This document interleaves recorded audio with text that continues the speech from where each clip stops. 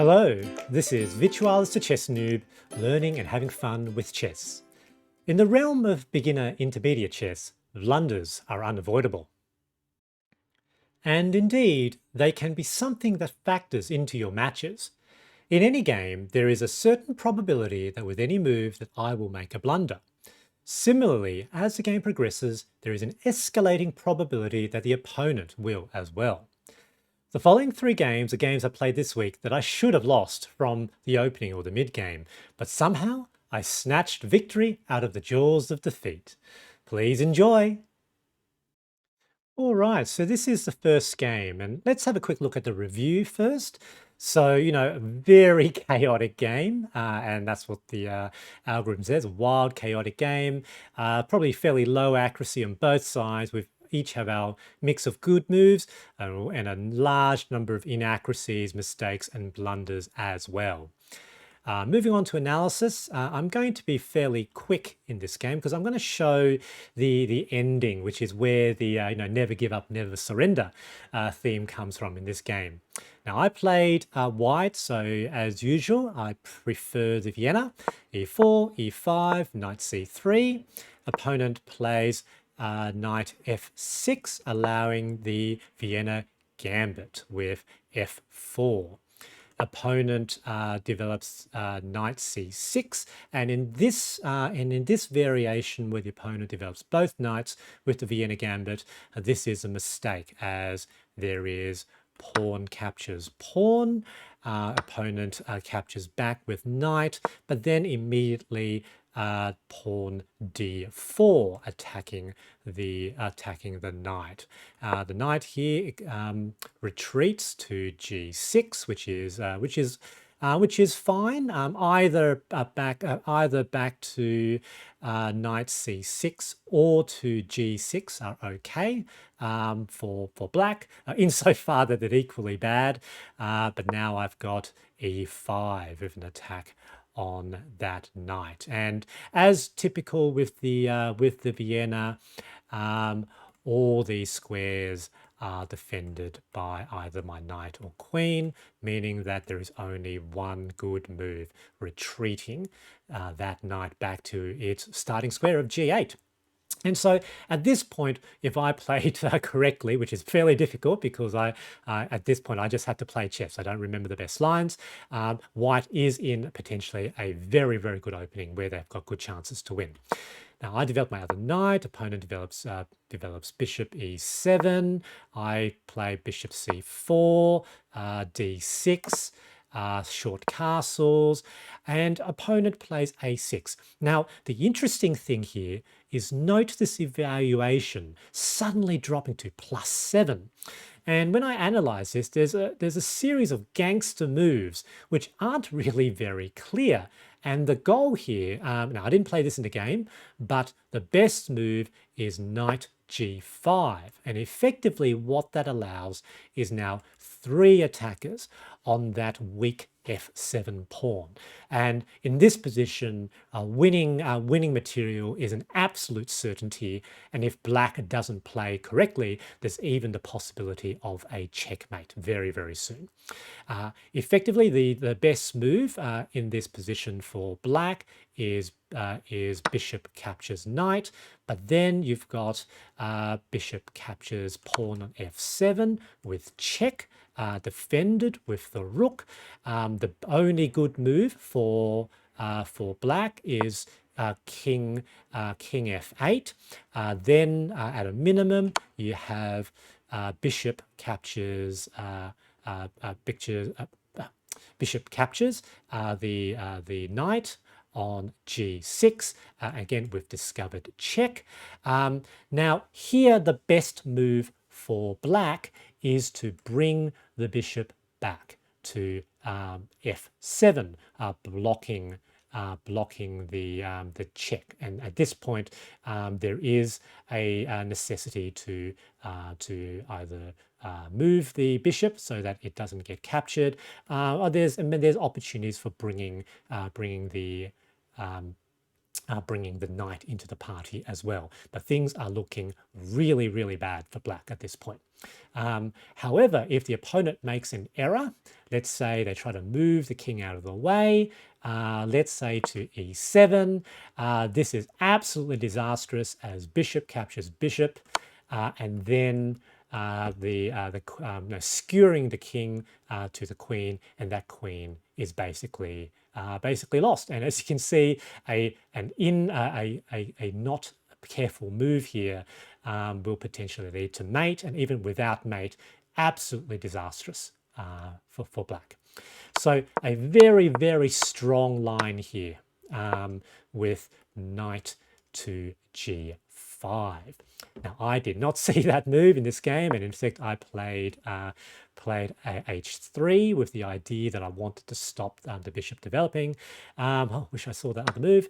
Opponent captures, so pawn captures pawn captures pawn back, and apparently this was an error. I'm still ahead, but I lose most of my advantage.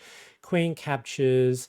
Here I capture back with the rook. I'm still a little bit ahead. And the opponent plays okay at this point. You know, it's a difficult position for the opponent to navigate. Here, I make a blunder. I thought that I could get rid of that piece, but now now the opponent blunders right back, which actually just allows me to capture. But I make a mistake. Rather than just capturing straight and winning a free piece, I make a blunder myself, so third blunder in a row by attacking the bishop with a pawn. Completely unnecessary. They capture back, and this was a mistake. And again, opponent blunders straight back. This is a difficult position to navigate.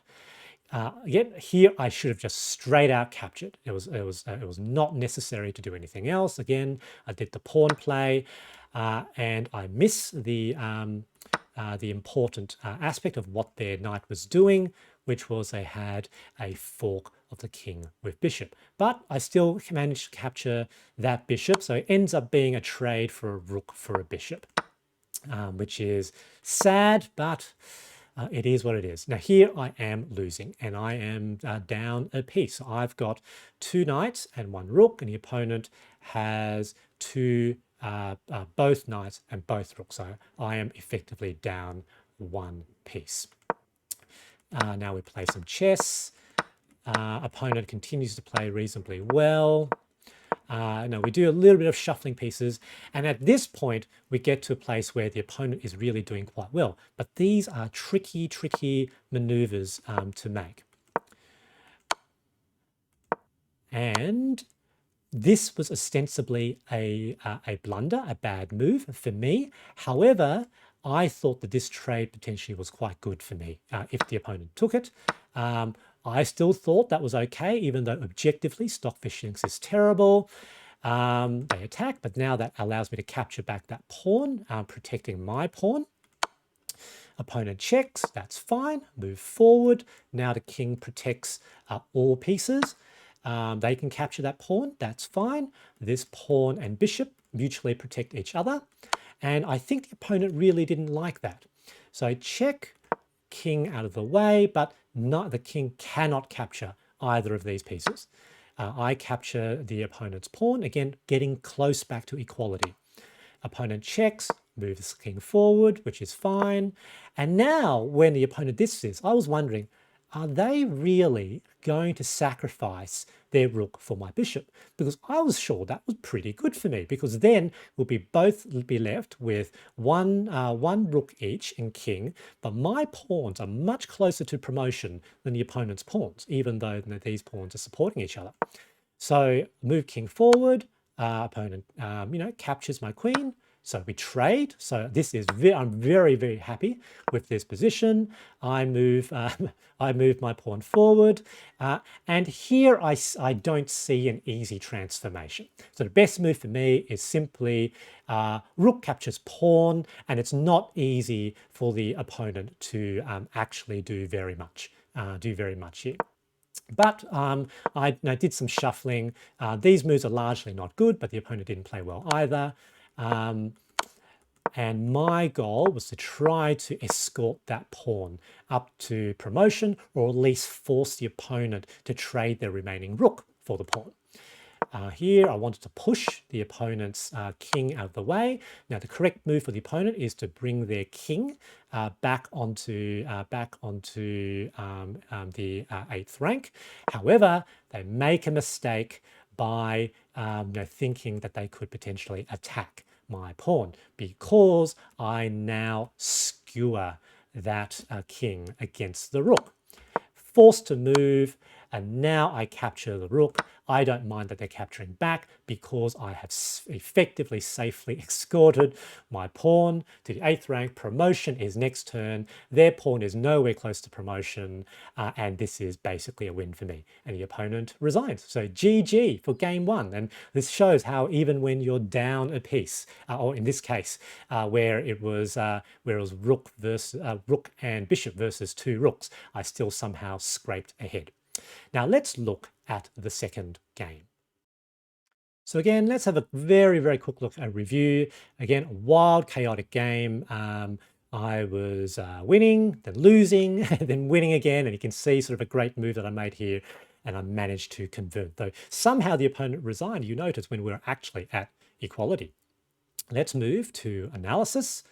And again, in this game, I played black, opponent white. Opponent started with e4, e5, knight f3, knight c6, and we have a Ruy Lopez, a Spanish game. I really don't like the Ruy Lopez, but I try to play, play sensibly. So knight f6, or the I think this is also known as the Berlin defense. They developed the other knight, which now becomes basically the 4 knights game with but the Spanish variation. I developed bishop c5. They capture my knight, and I capture back. And apparently, in this variation, it's better to capture with the d pawn. Opponent captures my my now hanging pawn with their knight on e5. So apparently that was best for king, but I moved the queen out, as we'll see, where I'm starting to deteriorate in my rating. Opponent launches forward with d4, bishop b4, f3, bishop b7, bishop d2, and now d5, trying to do some counterplay in the center. A3 with attack on the bishop. I retreat back to bishop d6. Opponent moves their knight out of the way, playing very, very principally, and they're still ahead. I capture in the center with my pawn, which was the best move. Opponent captures back with their pawn, and the opponent has successfully captured the center. Though it's interesting at the moment now, it is back to equality. So I'm not too happy. I'm not too unhappy here. Knight captures, the pawn on e4, opponent short castles, I short castle, still very close to equality, though the opponent is a little bit ahead. I capture back with queen. Opponent now centralizes the rook to e1 with attack on the queen. I capture now the other center pawn with a sideward moves of my queen. Now, one of the things I did potentially see here is that if I could get the queen and the bishop on the same diagonal, this is potentially a very, very strong attack. I did see this here, but I didn't quite see how I could get there at this point in time. Bishop e3, attacking the queen, and now I've lined things up, and that was my logic. All I need to do was to move that pawn out of the way, which is a bit of a sneaky move as well. The opponent might not see the diagonal. Opponent brings out their queen. I had a think here about what I should do. Push forward with f5, with a direct attack on the queen. Opponent slides their queen out of the way, g5. So I am substantially ahead here, but I'm very soon to make a catastrophic move, a catastrophic blunder, and here it is. I thought here that I had a potential attack and protected by the queen, and immediately after the move I realized, oh, wait a minute, the c5 square is protected by 2 pieces. I basically just hung my dark squared bishop and basically blundered a piece straight up. So very sad. Here I opted to trade queens, but I am losing. That blunder has led me to be substantially now behind. So we trade a few more pieces. And here, we just start capturing. So I have 2 rooks, opponent has 2 rooks and a knight. But I am up by 1 pawn. And the opponent here has some challenges with play. Rook and knight endgames are not simple, definitely not simple. And here, there was always a risk of potential of back rank mate for the opponent. And I'm also very mindful that there are potential difficulties with rook and knights while I'm still on the back rank as well. So trying to create some threats, our opponent pulls back their knight, which makes me feel very, very glad that they did. I capture the pawn. I move my rook out of the way. Now opponent brings their knight back for an attack on my king. Here I sort of make the offer to trade rooks to at least get rid of one of the rooks from the board. I was kind of forced to do that to prevent the risk of back rank mate. Move my h-pawn to h5. And that gives me an escape. And here, the opponent makes a critical blunder. So check, now with a threat to potentially capture that pawn. The opponent gets check, I suppose a little bit check-manic. That doesn't work for them because now I have a fork about the king on their 2 remaining pieces. One of them is going to be lost. They save the rook, but now we are basically potentially equal, or I may even be better because I have 4 pawns and a rook, and the opponent only has 1 rook and 2 pawns left. So captures. So there's a bit of a frenetic activity here. I captured the other pawn, and here my goal was I thought that because I had 2 pawns, that if I just whacked their other rook, there was a chance for me to win. And here actually is a draw. It's actually just a draw, but I thought maybe I had some chances. So now I've got 1 rook, 1 pawn. Opponent has, so I have 1 king and 1 pawn, of course, and my opponent only has the king. I thought maybe there's a possibility here, but perfect play. Stockfish says it's a draw. However, we create this little dance where at the end of it, the opponent convinces themselves that they can't win because they were forced back and we're in the same position now, but just up 1 rank, and they chose to resign. So again, never give up, never surrender. Opponent resigned when it was actually a drawing position. GG to the opponent in game 2. And now with game 3, quick review. So again, reasonably equal, blunder, and then suddenly I come back for the win. So let's have a look at the analysis. I play white, so e4, opponent plays the Sicilian defense, so c5. Against c5, I played a Grand Prix attack, so knight c3, and then immediately f4, the beginning of the Grand Prix attack. And I do this because it sort of helps take me away from some of the complications of the Sicilian. Opponent plays d5, so now I know that apparently the best move here is just to immediately take. I didn't know that. Here I just decide to form my chain. Opponent captures. I capture back with bishop. Very equal at the moment. Opponent plays knight f6. I play queen e2, thinking I would support that push and to attack the e5 square. Opponent plays a6. I push forward my pawn e5. However, this was a mistake which I sort of saw afterwards because there is this move where the opponent attacks my queen. However, still ahead as I can sidestep the queen to d2. However, some of the venom is now lost from e5. Opponent plays knight g4. I develop my bishop to e2. They retreat their knight to h6. I long castles. Opponent plays d6. And I finish my development to f3. And at the end of development, I am slightly better than black, but mostly equal for the most part.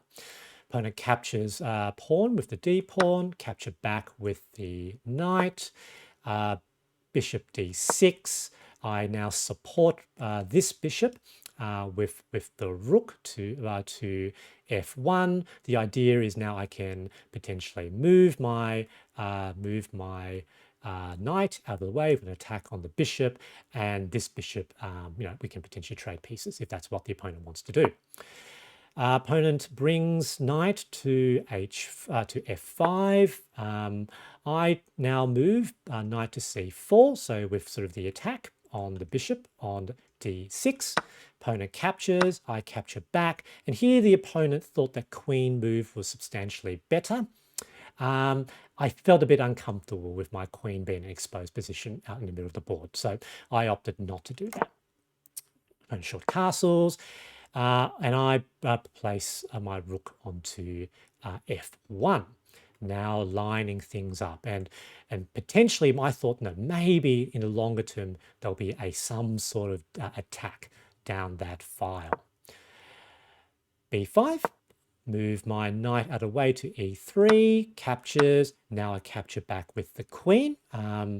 Opponent moves their rook out of the way, also instantly out of the defense of the f file. Now I can't obviously place the queen onto f3 given that it's guarded by their knight, but I thought that this would be a good move here. And now I've got a triple battery against f7. Opponent plays d4 with an attack on my knight, and I thought I was very clever by launching an additional attack. The computer thinks it's brilliant. The actual line that the computer suggests is actually fairly complicated. But what this does is allows me to potentially evacuate that knight. I didn't actually see that. I was just completely thinking about this attack on f7. So at this point, I was in a bit of quandary. Now, this was a short 10-minute game as well. So I thought that maybe if I just captured that there would be some sort of advantages that break open. Now, this was actually a terrible move as per Stockfish, but as with blunders go, one blunder begets another blunder. I do another blunder here, but my thought here was I still have, a battery here, and now I've basically blocked off the king completely from the H file. So I thought, that still feels very strategic. Though again, this is really, really bad for me. The opponent doesn't play perfectly though. They do defend that, which is correct. I move now my rook all the way to that square, basically avoiding any potential complications. And I thought also there was a potential possibility, again, I could get some of these pieces down towards the other end. Pawn captures my knight, capture back. Opponent attacks with their knight, and here I thought was possibly reasonably safe by cocooning it into that square. Now that actually does not work given that problem there. However, the opponent didn't see it, and this is the thing with short games. And in fact, more than that, they also by that rook move stopped their defense of the critical f6 square, allowing queen to now enter that square, and pretty much it's checkmate next turn. The opponent can potentially do a spite check, but that doesn't really achieve anything by delaying things by one turn. They do a random move, checkmate. This game really was snatching victory from the jaws of defeat. And again, indication of why you should never give up, never surrender. GG to the opponent on game 3. My suggestion is to never give up and never surrender. As was the case in some of these games, being down a piece or down in material is not necessarily fatal. I hope you enjoyed this video, and thanks for watching.